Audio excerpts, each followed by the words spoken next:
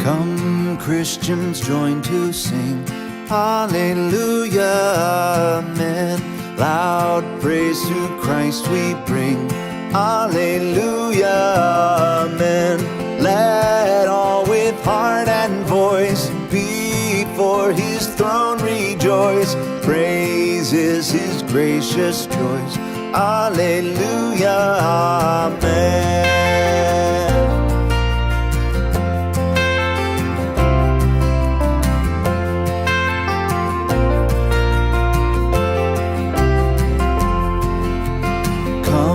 Lift your hearts on high.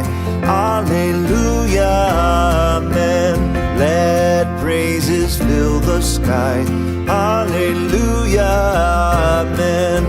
Christ is our guide and friend, on whom we can depend.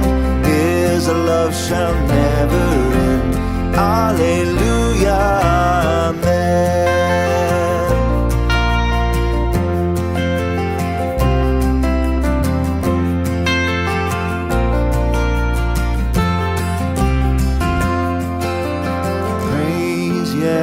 Christ again. Alleluia, amen. Life shall not end the strain.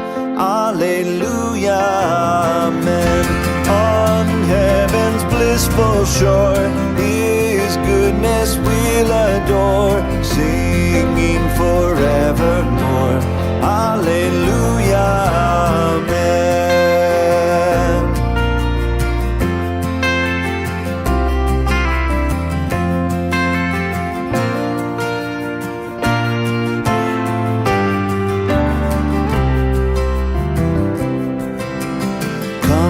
Christians join to sing.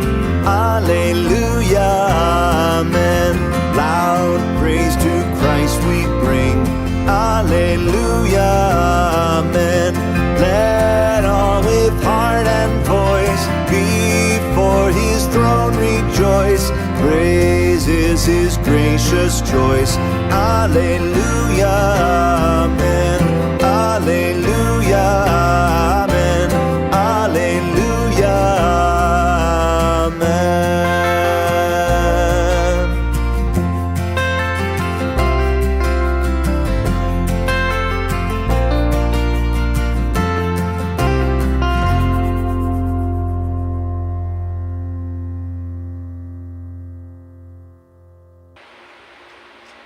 Ayun, magandang araw po sa ating lahat. Welcome po sa ating prayer covenant. Samahan niyo po ako sa maikling devotion po natin sa araw na to.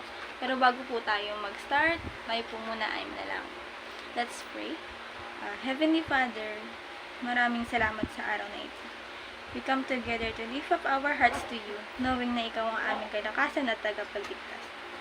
We thank you for the promise of your protection and peace na sa gitna ng lahat ng pagsubok, we can stand firm dahil kasama namin ang presensya mo. Lord, we commit this time to you, naway ikaw ang manguna sa amin at tulungan mo kami na manatiling tapat sa lahat ng aming ginagawa.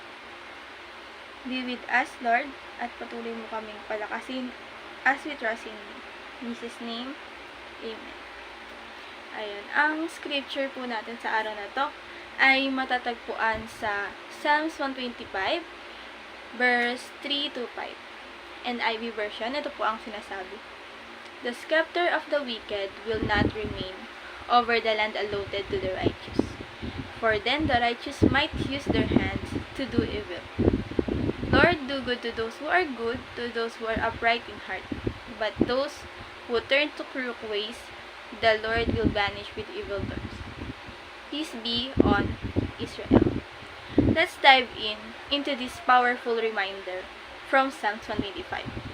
This passage talks about how God protects those who are righteous and how He promised to be with us in every season of our lives. Ayan, madalas po tayo nahihirapan at nakakaranas ng unfairness sa buhay. Pero huwag po natin kalimutan na God is our protector and our guide. And sabi nga po sa Psalms 125 na sinasabi po ni David, ay he assures that the Israelites that God will always protect them.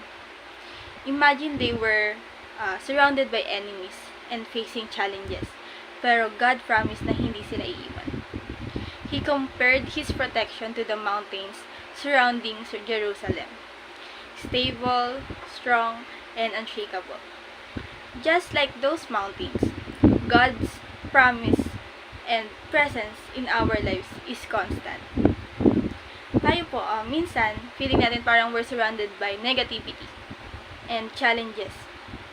Like sa school, family, relationship, friendships, it can feel like we're outnumbered. Pero God reassures us that just like the Israelites, we can stand firm because He is our refuge. And ano nga po ba makukuha natin sa scripture natin sa araw na to? Na maaari nating magamit sa araw-araw. Una po, God's protection never fails. Katulad ng mountains na nakapalibot sa Jerusalem. Hindi tayo matitinag when we trust in the Lord. Kung nararamdaman mong shaken ka ngayon by life struggles or worries, remember, God has you covered. Hindi ibig sabihin na wala ng struggles, pero alam mo na kahit ano pang mangyari, He surrounds you with His presence. And second, righteousness matters. Ang righteous o yung mga tao na sumusunod sa mga kalooban ni God ay hindi nag-iisa. God values your commitment to doing good, kahit parang walang nakakapansin. Every good deed is noticed by God, and He will reward you in His own way. Third, trust even when it's hard. Hindi madaling magtiwala. Minsan, pero lalo na when you don't see the answers or resolutions sa mga problems mo. Pero this Psalms tells us na trusting God is more than just wanting. It's a way of life. Huwag kang bibitaw, even if the process is long or difficult. Know that God is faithful to those who trust in Him. And fourth, remain faithful to His ways. Sabi nga po sa verse 5, nire-remind po tayo na don't be swayed by the world or its temptation. It's important to stick to what is right.